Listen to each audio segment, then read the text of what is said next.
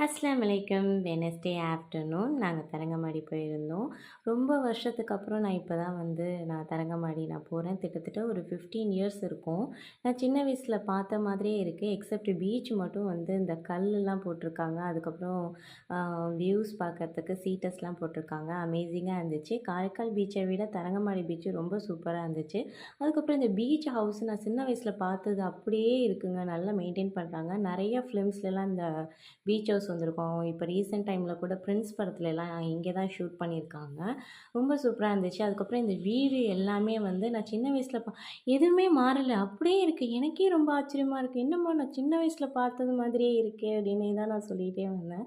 ரொம்ப அழகான ஒரு ஊரு, அமைதியான ஒரு ஊரு. எனக்கு ரொம்ப பிடிச்சிருந்துச்சு. அங்கேருந்து வரவே எனக்கு மனசு இல்லாம வந்தோம்.